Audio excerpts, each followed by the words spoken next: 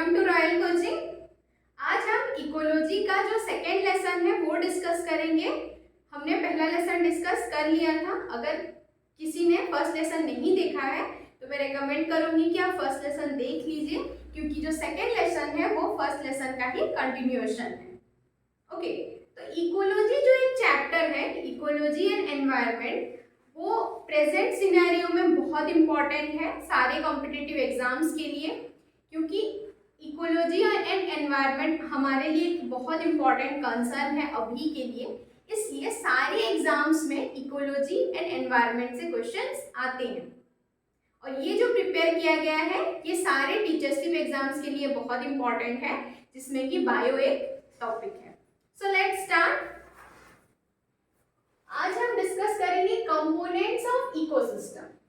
तो जो इकोसिस्टम के कंपोनेंट्स होते हैं, इकोसिस्टम के मेनली दो कंपोनेंट्स होते हैं। एक होता है बायोटिक कंपोनेंट और दूसरा होता है एबायोटिक कंपोनेंट। तो जो बायो है, बायो का मतलब ही है लाइफ। ओके, तो वो लाइफ से रिलेटेड होगा। तो जो बायोटिक कंपोनेंट है, बायोटिक कंपोनेंट का मतलब होता है कोई भी कंपोनेंट जिसमें लाइफ हो, जैसे कि प्लांट्स, एनिमल्स, माइक्रो ऑर्गेनिजम्स। तो ये हो गया हमारे biotic factors like plants, fungus, bacteria, animals etcetera. And हमारे पास है कुछ एबायोटिक फैक्टर्स। एबायोटिक फैक्टर्स मतलब जिसमें लाइफ नहीं होता लेकिन वो लाइफ को सपोर्ट करते हैं। बिना एबायोटिक फैक्टर्स के भी हम सरवाइव नहीं कर सकते। तो हमारे एबायोटिक फैक्टर्स हो गए air, water, soil, salinity, temperature, minerals, humidity etcetera. तो अभी हम सारे फैक्टर्स को इंडिविजुअली क्लियरली डिस्कस करेंगे। तो चलिए स्टार्ट करते हैं। तो हमारा जो पहला फैक्टर है, पहले हम एबायोटिक कंपोनेंट का डेफिनेशन देख लेते हैं। तो एबायोटिक कंपोनेंट का डेफिनेशन हो गया इनऑर्गेनिक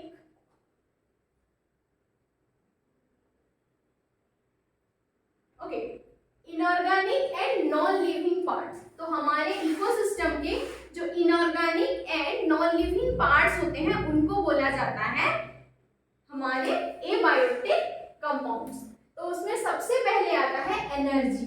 तो एनर्जी देखिए, energy from the sun is essential for maintenance of life, solar energy at the base of food chain. तो कोई भी इकोसिस्टम उसको रन करने के लिए हमें क्या चाहिए? एनर्जी, क्योंकि एनर्जी का जो फ्लो होता है वो यूनिडायरेक्शनल होता है। तो एनर्जी क्या होता है, वो आगे जाके खत्म हो जाता है। तो इसलिए किसी भी इकोसिस्टम को रन करने के लिए हमें कंटिन्यूअस फ्लो ऑफ एनर्जी चाहिए, और वो जो एनर्जी है वो हमें मिलता है फ्रॉम द सन, और उसको हम बोलते हैं सोलर एनर्जी। तो यहाँ पे एक टर्म दिया गया है फूड चेन। तो फूड चेन उसको हम बाद में और अच्छे से डिस्कस करेंगे। फूड चेन का मतलब हुआ एक process of eating and being eaten. मतलब जैसे कि ग्रास है, ग्रास को डियर खा रहा है, डियर को फिर टाइगर खाएगा। तो ये एक स्पेशल टॉपिक है, हम इसको डिस्कस करेंगे। तो फूड चेन, तो हमारे पास जितने भी एनर्जी है, मेनली एनर्जी किसको चाहिए? प्लांट्स को चाहिए, क्योंकि प्लांट क्या करते हैं? फूड प्रिपेयर करते हैं सबके लिए। पूरा जो इकोसिस्टम है, हमारा जो पूरा बायोस्फीयर है, वो पूरी तरह से ग्रीन प्लांट्स के ऊपर डिपेंड करता है, क्योंकि प्लांट ही वो ऑर्गेनिजम्स हैं और भी कुछ ऑर्गेनिजम्स हैं जिनके पास क्लोरोफिल होता है, वो फूड सिंथेसिस कर सकते हैं। मतलब इनऑर्गेनिक कंपाउंड से वो ऑर्गेनिक कंपाउंड जनरेट कर सकते हैं। ओके, और इनऑर्गेनिक कंपाउंड से ऑर्गेनिक कंपाउंड जनरेट करने के लिए प्लांट को क्या चाहिए? प्लांट को चाहिए सोलर एनर्जी। सो हम ये कंक्लूड कर सकते हैं that sun is the source of ultimate energy for us. Okay, next हो गया हमारा rainfall. Majority of biochemical reactions takes place in an aqueous medium. Water helps to regulate body temperature. Okay, so हमारे ecosystem में जितने भी reactions होते हैं, जितने भी बायोकेमिकल रिएक्शंस होते हैं, मैक्सिमम बायोकेमिकल रिएक्शंस वाटर में होते हैं। उनको वाटर एज ए मीडियम चाहिए, मतलब एक एक्वस मीडियम चाहिए। तो हमारा जो मैक्सिमम वाटर हमें मिलता है वो कहाँ से मिलता है? रेनफॉल से। और बिना वाटर के हमारा इकोसिस्टम सरवाइव नहीं कर सकता, क्योंकि अगर हम अपने बॉडी को भी कंपेयर करेंगे तो जो हमारा बॉडी है उसमें 60 to 70% वाटर ही है। तो हमें सरवाइव करने के लिए वाटर चाहिए। हमारे बॉडी में, इवन हमारे इकोसिस्टम में मैक्सिमम बायोकेमिकल रिएक्शंस होने के लिए हमें वाटर एज ए मीडियम चाहिए। ओके, उसके बाद आता है temperature. Organism can tolerate only a certain range of temperature and humidity. सारे एनिमल्स का एक टेम्परेचर रेंज होता है। जस्ट हम ह्यूमन बींग्स का अगर एग्जाम्पल लेंगे तो ह्यूमन बींग्स का एग्जाम्पल होता है from 35 degree Celsius to 42 degree Celsius. Okay, तो जैसे ह्यूमन बींग का ये हो गया 35 टू 42, वैसे सारे ऑर्गेनिजम्स का एक रेंज होता है। उसका मतलब क्या है? देखिए, जैसे कि ह्यूमन बॉडी टेम्परेचर 35 से 42 के बीच में होना चाहिए।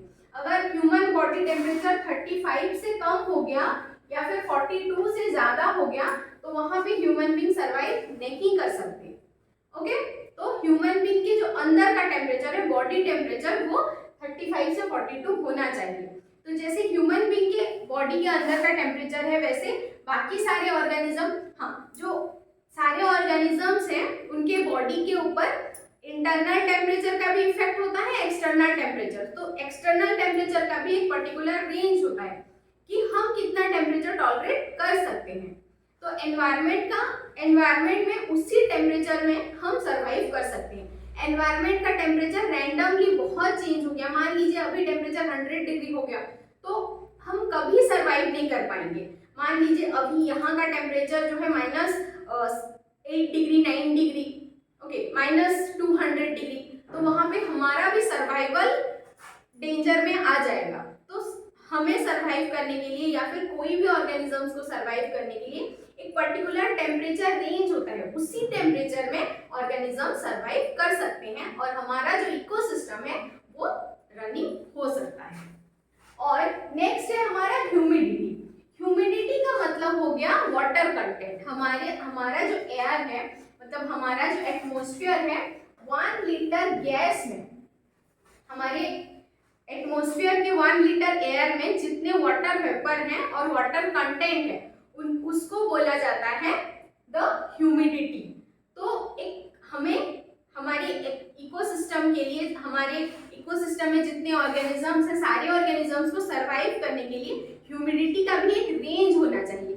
बहुत ड्राई एयर में भी हम सरवाइव नहीं कर सकते, बहुत मॉइस्ट एयर में भी हम सरवाइव नहीं कर सकते। ओके,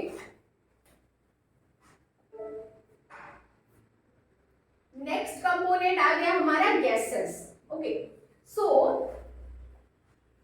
अगर हम पूरे सोलर सिस्टम को स्टडी करते हैं तो लकीली सिर्फ अर्थ ही एक ऐसा प्लैनेट है जहां पे लाइफ का हमें सॉलिड प्रूफ अभी तक मिला है। बाकी हमारे सोलर सिस्टम में जितने भी प्लैनेट्स हैं, किसी में लाइफ के सॉलिड प्रूफ हमें आज तक नहीं मिला। ओके, तो उसका सबसे बड़ा एक बहुत इंपॉर्टेंट फैक्टर है, हमारे अर्थ के ऊपर एक एयर का ब्लैंकेट है। हमारे पास एक एटमॉस्फेयर है, एटमॉस्फेयर में सारे गैसेस हैं जो लाइफ को सस्टेन करने के लिए चाहिए एंड सब एक प्रॉपर प्रोपोर्शन में है। मतलब जैसे कि ऑक्सीजन जितना चाहिए उतना है, कार्बन डाइऑक्साइड का प्रोपोर्शन जितना चाहिए उतना है। तो हमारे एटमॉस्फेयर में सारे गैसेस हैं एंड प्रॉपर कंपोजिशन में है, इसलिए हमारा सर्वाइवल अर्थ के ऊपर पॉसिबल हुआ है। तो एटमॉस्फेयर के सारे गैसेस में अगर हम कंपैरिजन करते हैं तो हमारे पास सबसे इंपॉर्टेंट 2 गैसेस हैं। वो 2 गैसेस हो गए carbon dioxide and oxygen. Carbon dioxide and oxygen are the 2 most important gases because oxygen for respiration and carbon dioxide for photosynthesis. So respiration वो प्रोसेस है जिस प्रोसेस में फूड से एनर्जी रिलीज होता है। ओके, जो हम खाना खाते हैं वो हमारे बॉडी के अंदर जाता है, बॉडी में डाइजेस्ट होके हमारे सेल के अंदर जाता है, सेल के अंदर वो फूड से एनर्जी रिलीज होता है जो कि हमें डिफरेंट वर्क को परफॉर्म करने के लिए हेल्प करता है। तो ये जो प्रोसेस है जिसमें फूड से एनर्जी रिलीज होता है उसी को बोला जाता है रेस्पिरेशन। तो रेस्पिरेशन में हमें ऑक्सीजन चाहिए। एंड नेक्स्ट प्रोसेस हो गया हमारा फोटोसिंथेसिस। तो फोटोसिंथेसिस वो प्रोसेस है जिसमें प्लांट फूड प्रिपेयर करता है using water and carbon dioxide. तो वाटर एंड कार्बन डाइऑक्साइड दो इनऑर्गेनिक कंपाउंड्स हैं। तो इनऑर्गेनिक कंपाउंड्स को मिला के प्लांट में क्या फॉर्म होता है, ग्लूकोज फॉर्म होता है। ओके, तो इससे इस प्रोसेस को करने के लिए प्लांट को चाहिए लाइट एनर्जी, और वो लाइट एनर्जी कहाँ से मिलता है, सन से। ओके, तो इसीलिए इस प्रोसेस को बोला जाता है फोटोसिंथेसिस। और यही एक प्रोसेस है जिसके ऊपर पूरा इकोसिस्टम डिपेंडेंट है, क्योंकि प्लांट के पास ही वो कैपेसिटी है जो कि इनऑर्गेनिक कंपाउंड को ऑर्गेनिक में कन्वर्ट कर सकता है। क्योंकि प्लांट के सेल में एक बहुत इंपॉर्टेंट सेल ऑर्गेनेल होता है, that is chloroplast. Chloroplast and chloroplast के अंदर एक बहुत सारे छोटे छोटे ग्रीन पिगमेंट्स होते हैं, और वो जो ग्रीन पिगमेंट्स होते हैं उनको बोला जाता है क्लोरोफिल। ओके, तो क्लोरोफिल सन रे से एनर्जी रिसीव करता है और वाटर और कार्बन डाइऑक्साइड से हमें मिलता है ग्लूकोज। इस प्रोसेस को बोला जाता है फोटोसिंथेसिस। उसके बाद आता है सॉइल। नेक्स्ट फैक्टर हो गया soil. Roots of plants pierce through the soil, absorb water and nutrients. Land is covered by soil and wide variety of microbes, protozoa, fungi and small animals thrive in it. Okay, तो soil ही एक ऐसा factor है जो कि plant को sustain करने के लिए हेल्प करता है। प्लांट के जो रूट्स होते हैं वो सॉइल के अंदर जाते हैं, और उनका जो मेन फंक्शन है वो क्या करते हैं, रूट्स के थ्रू वो वाटर एब्जॉर्ब करते हैं एंड न्यूट्रिएंट्स। एक प्लांट को बढ़ने के लिए जितने भी न्यूट्रिएंट्स चाहिए वो सारे सॉइल से वो लेता है, एंड समटाइम्स वो सॉइल से गैसेस भी लेता है। ओके, सॉइल में हम प्लांट को छोड़ के बहुत सारे छोटे छोटे ऑर्गेनिजम्स भी देख सकते हैं, जैसे माइक्रोब्स एंड अर्थवर्म जैसे छोटे छोटे वर्म्स जो कि प्लांट को सॉइल को फर्टाइल करने के लिए हेल्प करते हैं। ओके, तो बहुत सारे ऑर्गेनिजम्स को वो सस्टेन करने के लिए हेल्प करता है।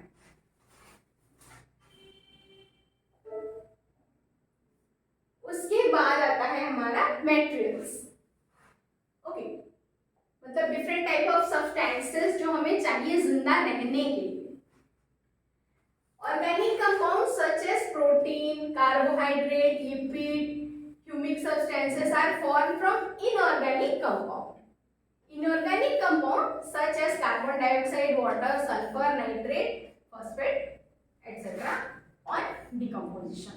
Okay, तो यहाँ पे हमें दो टर्म दिया गया है, एक है organic compounds and inorganic compound. Organic compound मतलब जो कि एक लिविंग सोर्स से आता है, मतलब जैसे कि प्लांट, एनिमल, उसको बोला जाता है ऑर्गेनिक कंपाउंड, और बाकी सारे हो गए हमारे इनऑर्गेनिक कंपाउंड। तो ऑर्गेनिक कंपाउंड में मेन कंपाउंड्स हो गए protein, carbohydrate, lipid, humic substances मतलब ह्यूमस, मतलब प्लांट और एनिमल का जो वेस्ट मिट्टी में मिल जाता है उसे ह्यूमस बोला जाता है। तो ह्यूमस, तो ये सारे हो गए ऑर्गेनिक कंपाउंड। लेकिन इन ऑर्गेनिक कंपाउंड्स को बनाने के लिए, उनको सिंथेसाइज करने के लिए हमें क्या चाहिए, इनऑर्गेनिक कंपाउंड चाहिए। इनऑर्गेनिक कंपाउंड जैसे कार्बन डाइऑक्साइड चाहिए, वाटर, सल्फर, नाइट्रेट, ये सब चाहिए। और ये सब हमें मिलता कहाँ से है, डिकम्पोजिशन से।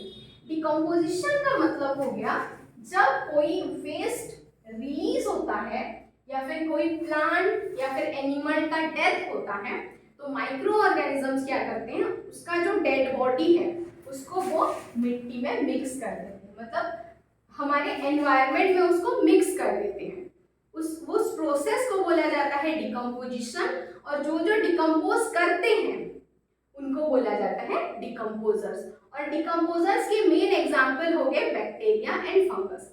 तो हम नॉर्मल लाइफ में जो बोलते हैं सड़ जाना, ओके, मतलब मान लीजिए कोई अगर हम वेजिटेबल्स को फेंक देते हैं, कोई लेफ्ट ओवर फूड को फेंक देते हैं, तो वो 1-2 दिन के बाद क्या होता है, सड़ के वो मिट्टी में मिक्स हो जाता है। ओके, तो वो जो प्रोसेस है, इस प्रोसेस को बोला जाता है डिकम्पोजिशन। कोई एनिमल अगर मर जाता है तो कुछ दिनों बाद उसका क्या है, बस वो हड्डी और वो उसका हेयर रह जाता है, बाकी सारे जितने भी पार्ट्स हैं उसके मसल, स्किन, वो सब मिट्टी में मिक्स हो जाते हैं। तो इसी प्रोसेस को बोला जाता है डिकम्पोजिशन, मतलब सड़ जाना।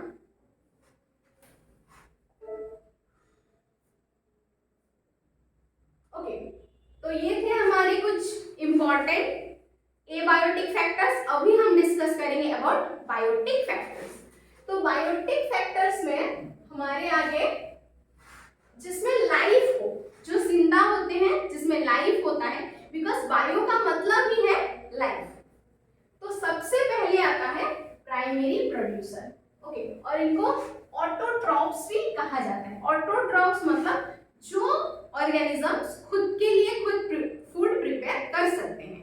तो ये जो कैपेसिटी है वो किसके पास होता है, ग्रीन प्लांट्स के पास होता है। ग्रीन प्लांट्स क्या करते हैं, कार्बन डाइऑक्साइड और वाटर के हेल्प से वो शुगर प्रिपेयर करते हैं with the help of sun. Previously just पहले हमने डिस्कस किया था अबाउट फोटोसिंथेसिस। सो फोटोसिंथेसिस एक प्रोसेस है जिसमें प्लांट कार्बन डाइऑक्साइड और वाटर को मिला के वो क्या करता है, ग्लूकोज सिंथेसाइज करता है।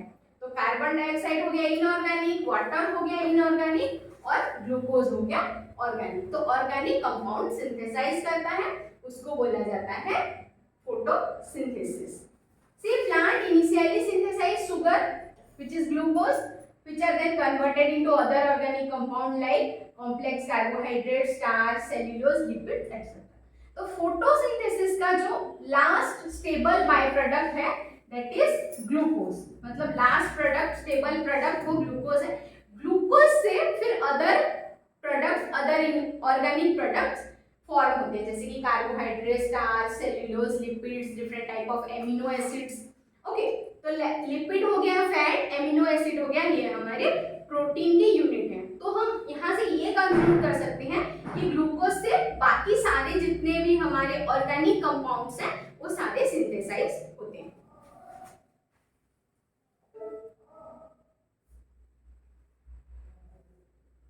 ओके, उसके बाद आते हैं हमारे केमोऑटोट्रॉप्स। केमोऑटोट्रॉप्स का मतलब हो गया कुछ ऐसे ऑर्गेनिजम्स हैं जो फोटोसिंथेसिस नहीं कर सकते, लेकिन वो क्या करते हैं, कुछ केमिकल रिएक्शन से अपना एनर्जी एक्सट्रैक्ट करते हैं।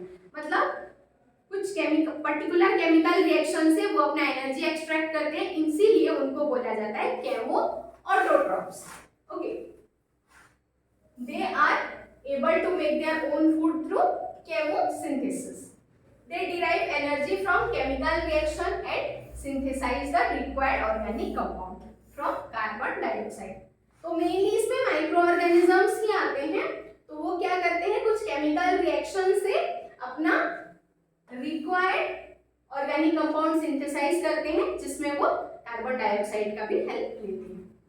क्योंकि ऑर्गेनिक कंपाउंड में कार्बन बहुत इंपॉर्टेंट पार्ट है। बिना कार्बन के ऑर्गेनिक कंपाउंड बन ही नहीं सकता। ओके, तो इनके कुछ एग्जांपल्स देख लेते हैं। इसमें मेनली एक्सट्रीमोफाइल्स होते हैं लाइक बैक्टीरिया और archaea that live in hostile environment such as deep sea vents and are the primary producers in such ecosystem. Okay, तो कुछ बैक्टीरिया होते हैं जो कि एक्सट्रीम कंडीशन सरवाइव कर सकते हैं, जैसे कि extreme acidity, extreme salinity, extreme temperature, okay, marshy area, वो सब में एक पर्टिकुलर टाइप के बैक्टीरिया सरवाइव कर सकते हैं, जिनको बोला जाता है एक्सट्रीमोफाइल्स। मतलब वो एक्सट्रीम कंडीशन को सरवाइव कर सकते हैं। यहाँ पे एक एग्जांपल दिया गया है, देखिए, black smoker in the Atlantic ocean provide energy and nutrients. तो समंदर का जो नीचे वाला हिस्सा होता है वहां पे सनलाइट नहीं पहुंच सकता। सनलाइट मैक्सिमम 200 मीटर डेप्थ तक पहुंच सकता है। उसके नीचे जो है वहां पे हम मैक्सिमम केमोऑटोट्रॉप्स देख सकते हैं, क्योंकि सी के नीचे वो जो बॉटम वाला हिस्सा है वहां पे हम सन का जो रे है वहां पे नहीं पहुंच सकता, इसलिए पर्टिकुलरली ये सब रीजन्स में हम केमो ऑटोट्रॉफ्स देख सकते हैं। और जो उनका जो इकोसिस्टम होता है, मतलब कोई ऐसा इकोसिस्टम जहां पे लाइट पहुंच ही नहीं सकता, उसमें केमो ऑटोट्रॉफ्स प्रोड्यूसर का काम करते हैं। Next, all organisms require organic molecules such as amino acids, ये सब। तो हमें जिंदा रहने के लिए हमें क्या चाहिए, एनर्जी चाहिए, मतलब फूड चाहिए। तो फूड में मेनली हमारे जो माइक्रो न्यूट्रिएंट्स है वो कहाँ से आते हैं, कार्बोहाइड्रेट से आते हैं, फैट से आते हैं और प्रोटीन से आते हैं। तो फैट को लिपिड भी बोला जाता है, और जो एमिनो एसिड्स हैं वो प्रोटीन के स्मॉलेस्ट यूनिट्स हैं। तो different types of amino acids मिलके डिफरेंट टाइप्स ऑफ प्रोटीन्स बनाते हैं। तो यहाँ पे एग्जांपल दिया गया है ऑटोट्रॉफ और हेटेरोट्रॉफ का। ऑटोट्रॉफ का मतलब हो गया सारे प्लांट्स, ग्रीन प्लांट्स। ओके, ये हो गए ऑटोट्रॉफ्स बिकॉज ये अपना खाना खुद बना सकते हैं, खुद प्रिपेयर कर सकते हैं। और बाकी जितने भी एनिमल्स हैं वो सारे डायरेक्टली और इनडायरेक्टली प्लांट के ऊपर ही डिपेंडेंट हैं, इसलिए उनको बोला जाता है हेटेरोट्रॉफ्स।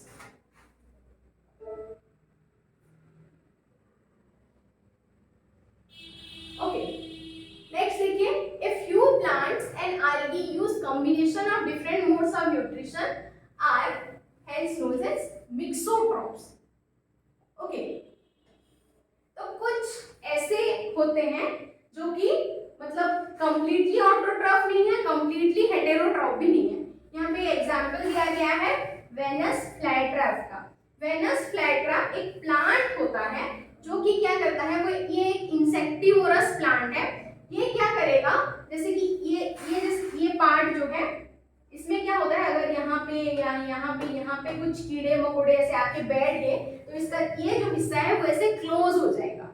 ओके, ये जो वेनस फ्लाईट्रैप होता है ये ऐसे क्लोज हो जाता है और वो जो इंसेक्ट होता है वो वहीं पे ही मर जाता है और उसके बॉडी से ये न्यूट्रिएंट एक्सट्रैक्ट करता है। इसके लिए इन लोगों को बोला जाता है मिक्सोट्रॉफ्स। ओके, क्योंकि ये न्यूट्रिएंट के लिए दूसरे एनिमल्स के ऊपर भी डिपेंडेंट है, लेकिन ये फोटोसिंथेसिस कर सकते हैं। बाकी न्यूट्रिएंट्स के लिए ये इंसेक्ट के ऊपर डिपेंडेंट है। इनका कुछ और एग्जांपल हो गया जैसे pitcher plant,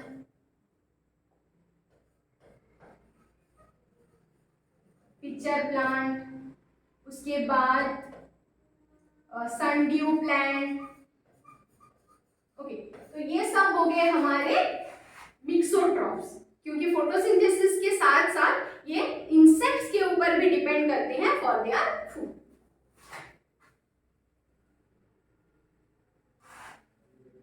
Euglena is a genus of algae that will photosynthesize in sufficient light, feeding as an autotroph but can also ingest particles of food by phagocytosis which it then digest heterotroph. और एक example यहाँ पे दिया गया है, देखिए Euglena. Okay, ये एक algae का एक टाइप ऑफ algae है। अगर सनलाइट सफिशिएंट होगा, ओके, सफिशिएंट सनलाइट में ये क्या करता है, ये अपना खाना खुद बना सकता है, मतलब फोटोसिंथेसिस कर सकता है। लेकिन अगर लाइट सफिशिएंट नहीं होगा तो वो हेटेरोट्रॉफ जैसे बिहेव करेगा, मतलब जहाँ पे फूड पार्टिकल्स होंगे वो फूड पार्टिकल्स को एंगल्फ कर लेगा। तो it can behave both as autotroph and heterotroph, जो कि इसमें भी है, can behave both as autotroph and heterotroph.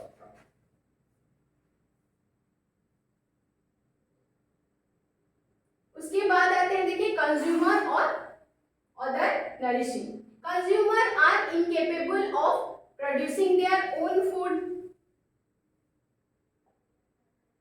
they depend on the organic food derived from plants, animals or both.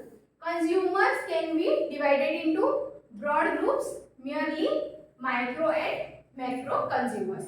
So first हम देखिए macro consumers और phagotrophs, organism which digest the food, ingestion followed by digestion. उसके बाद आते हैं micro consumer which obtain energy by decomposing the dead organic substance और decomposers. Okay, तो consumer और हेटेरोट्रॉप्स. सो कंज्यूमर और हेटेरोट्रॉप्स का मतलब हो गया ऐसे ऑर्गेनिजम्स जो कि फूड के लिए दूसरों के ऊपर डिपेंड करते हैं. जैसे कि एग्जांपल ले सकते हैं हम. देखिए जैसे ये कुछ ऑर्गेनिजम्स हैं, जैसे कि रैबिट है, डियर है, ये सब. तो ये सब किसके ऊपर डिपेंडेंट है? प्लांट के ऊपर डिपेंडेंट है. तो प्लांट हो गया प्रोड्यूसर और ये हो गए हमारे प्राइमरी कंज्यूमर. प्राइमरी कंज्यूमर मतलब जो डायरेक्टली प्लांट के ऊपर डिपेंडेंट है वो है प्राइमरी कंज्यूमर. उसके बाद जो इन लोगों को खाएंगे जैसे कि स्नेक, टाइगर, ये सब हो गए सेकेंडरी कंज्यूमर. अगर कोई सेकेंडरी कंज्यूमर को कंज्यूम कर रहा है मतलब खा रहा है, जैसे यहाँ पे दिया गया है एक वल्चर, तो वो क्या हो गया? Tertiary consumer. और द मोड ऑफ न्यूट्रिशन को अगर हम देखेंगे तो कंज्यूमर्स को हम ब्रॉडली दो कैटेगरी में डिवाइड कर पाएंगे. एक है मैक्रो कंज्यूमर, दूसरा है माइक्रो कंज्यूमर. मैक्रो कंज्यूमर मतलब इसमें क्या होता है? एनिमल पहले खाना को खाएगा मतलब एंगल्फ करेगा, उसके बाद उसके बॉडी में वो खाना डाइजेस्ट होगा. Injection is always followed by digestion. जैसे कि हम हैं, हम पहले खाना खाते हैं, उसके बाद वो हमारे बॉडी के अंदर डाइजेस्ट होता है. उसके बाद आते हैं देखो माइक्रो कंज्यूमर. इसमें मेनली आएंगे माइक्रो ऑर्गेनिजम्स जो कि dead and decaying organic matter से, मतलब जो सड़ जाता है, जो गल जाता है, उसमें से अपना न्यूट्रिएंट कलेक्ट करेंगे. इसमें मेनली आते हैं बैक्टीरियाज एंड फंगस. ओके, इसमें बेस्ट एग्जांपल हम मशरूम का ले सकते हैं. मशरूम कैसी जगह पे उगता है? जैसे मतलब वो सड़ा हुआ कुछ स्ट्रॉ ये सब रखे होते हैं, वहां पे ही मशरूम होता है. तो बैक्टीरियाज एंड फंगस हो गए हमारे डेट्रीवोरस और डिकम्पोजर्स, क्योंकि वो डेड एंड डिकाइंग मैटर के ऊपर डिपेंड करते हैं.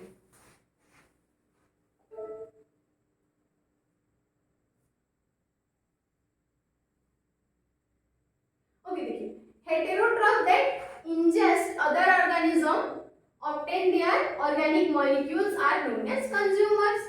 ओके, मतलब दूसरे ऑर्गेनिज्म को वो खाएंगे तो उनको हम बोलेंगे कंज्यूमर. जैसे कुछ एग्जांपल. ओके, तो इसमें कुछ डिफरेंशिएशन है, जैसे कि हर्बीवोरस. हर्बीवोर्स हम किसे कहते हैं? जो डायरेक्टली प्लांट के ऊपर डिपेंड करते हैं. ओके, जो प्लांट के पत्ते ये सब खाते हैं, प्लांट को ही खाते हैं.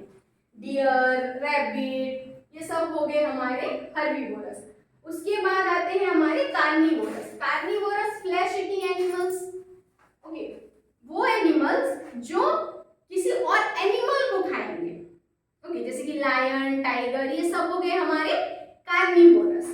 उसके बाद आते हैं ओमनीवोरस. ओमनीवोरस ऐसे ऑर्गेनिजम्स होते हैं, मतलब ये हो गए हमारे हर्बीवोरस और कार्निवोरस के कॉम्बिनेशन. मतलब वो प्लांट बेस्ड प्रोडक्ट भी कंज्यूम करते हैं और एनिमल को भी कंज्यूम करते हैं, जैसे कि मैन, चिंपांजी, उसके बाद बियर, ये सब क्या करते हैं?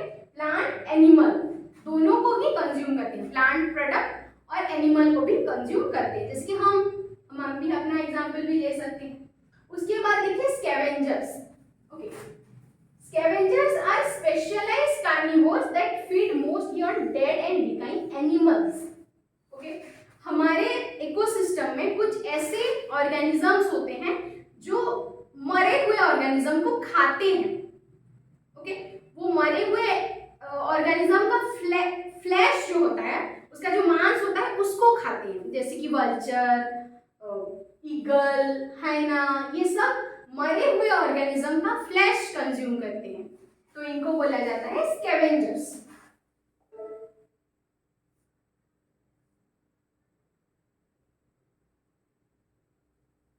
ओके, उसके बाद देखिए detritivores are the heterotroph that obtain organic nutrients from detritus by internal digestion. Okay, detritivores मतलब जो dead and decaying organic matter के ऊपर डिपेंड करते हैं. Detritivores are a type of heterotroph that obtain nutrient by consuming non-living organic sources such as detritus and humus. Example of detrivores include dung, beetle, earthworm, wood lice, grass, etc. Humus is decaying leaf litter mixed with the soil. Okay, उसके बाद हमारे ecosystem में कुछ ऐसे organisms रहते हैं जो कि एक नॉन लिविंग ऑर्गेनिक मैटर, मतलब एक कुछ एनिमल का वेस्ट हो गया, प्लांट का वेस्ट हो गया, उसके ऊपर वो डिपेंड करती हैं। जैसे कि यहाँ पे एग्जांपल हम ले सकते हैं अर्थवर्म का। ओके, तो अर्थवर्म कहाँ होता है? मिट्टी में होता है। मिट्टी में अगर एनिमल वेस्ट है, प्लांट वेस्ट है, प्लांट वेस्ट मिक्स्ड है, तो उसी से वो अपना न्यूट्रिएंट कलेक्ट करेगा। डंग बीटल मतलब जो काउ डंग होता है, ओके, मतलब काओ का जो वेस्ट होता है उसी से वो क्या करते हैं? अपना न्यूट्रिएंट्स कलेक्ट करते हैं। मतलब dead and decaying organic matter से वो अपना न्यूट्रिएंट वो उसको इंजेक्ट करते हैं, इंजेस्ट करते हैं, मतलब अपने बॉडी के अंदर लेते हैं और डाइजेशन उनके बॉडी के अंदर होता है। ओके, मतलब जितने टाइप के वर्म्स हैं, अर्थवर्म टाइप या फिर मिट्टी में, मेनली मिट्टी में जो ऑर्गेनिजम्स रहते हैं वो इसी कैटेगरी में आते हैं।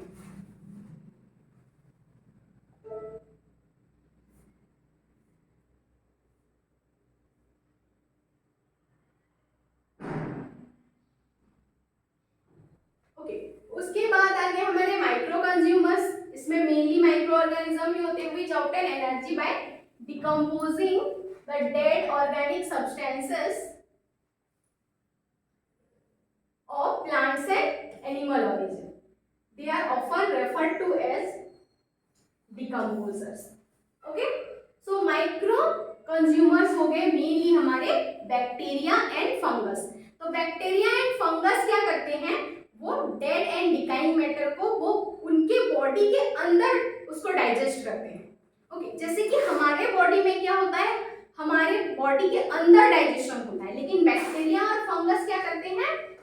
मान लीजिए वो ऑर्गेनिक मैटर है, इसमें वो डाइजेस्टिव जूस सीक्रेट करेंगे, वो डाइजेशन जो है वो बाहर होगा, उसके बाद वो उनको जो जो न्यूट्रिएंट्स चाहिए वो डायरेक्टली न्यूट्रिएंट को ही यहाँ से एक्सट्रैक्ट कर देंगे, इसलिए इनको बोला जाता है डिकम्पोजर्स।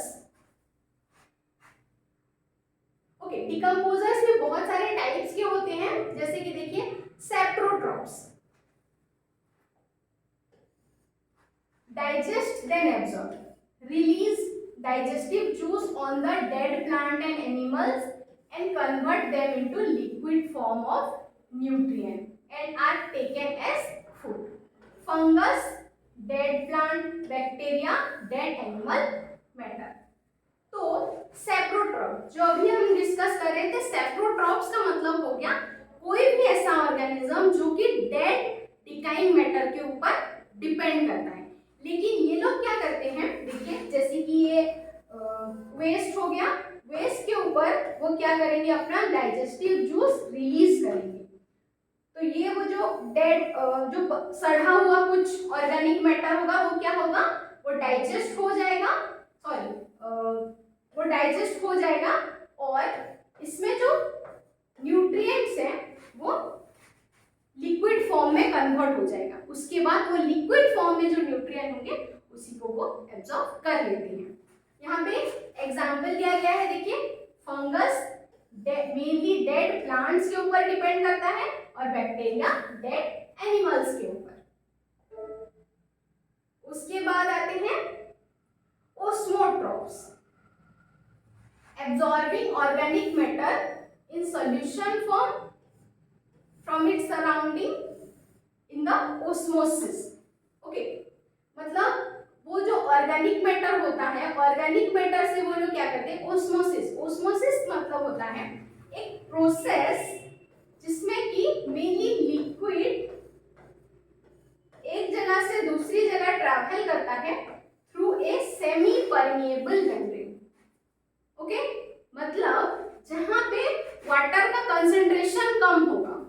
ओके, तो वाटर का कंसंट्रेशन जहां कम होगा वहां वाटर मूव करेगा, मेनली फ्लूइड मूव करता है through a semi permeable membrane, और इस ये जो प्रोसेस है इसको बोला जाता है ओस्मोसिस। तो ओस्मोट्रॉप ऑटोट्रॉफ्स क्या करते हैं, वो हमारे इकोसिस्टम से सॉल्यूशन फॉर्म में अपना न्यूट्रिएंट्स एक्सट्रैक्ट करते हैं, इनको बोला जाता है ओस्मोट्रॉफ्स। और इनका एग्जांपल्स है Mollusca, sponge, coral etcetera.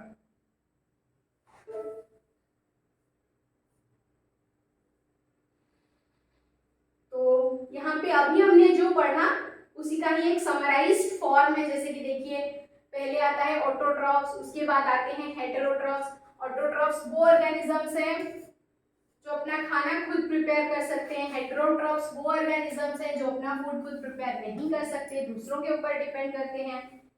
Autotrophs को हम ब्रॉडली दो कैटेगरी में डिवाइड कर सकते हैं। एक है photo autotroph like green plants, algae, phytoplankton. Chemo autotrophs जो केमिकल प्रोसेस से अपना फूड कलेक्ट करते हैं। सब माइक्रो ऑर्गेनिजम्स मेनली ये डीप सी में होते हैं। और हेटेरोट्रॉफ्स को हम दो कैटेगरी में डिवाइड कर सकते हैं, कंज्यूमर और डिकम्पोजर, जो दूसरे एनिमल को खाते हैं। ओके, पहले खाते हैं फिर डाइजेस्ट करते हैं, वो है कंज्यूमर्स। उसमें हमारे प्राइमरी, सेकेंडरी कंज्यूमर आ गए। उसके बाद डिकम्पोजर में आ गए हमारे डेट्रीवोरस और सेप्रोट्रॉफ्स। डेट्रीवोरस वो होते हैं जो उसको बॉडी के अंदर लेके डाइजेस्ट करते हैं, लेकिन सेप्रोट्रॉफ्स वो होते हैं जो बाहर डाइजेस्ट करते हैं और सिर्फ न्यूट्रिएंट्स को बॉडी के अंदर लेते हैं। तो ये एक ब्रॉड समरी हो गया about our type of nourishment और जैसे हम नरिशमेंट कलेक्ट करते हैं। So that's all about this lesson. I hope ये सबको क्लियर हो गया होगा, but if there is any doubt please let me know in the comment section, and please like, share and subscribe to our YouTube channel, and please don't forget to give your valuable review. Thank you.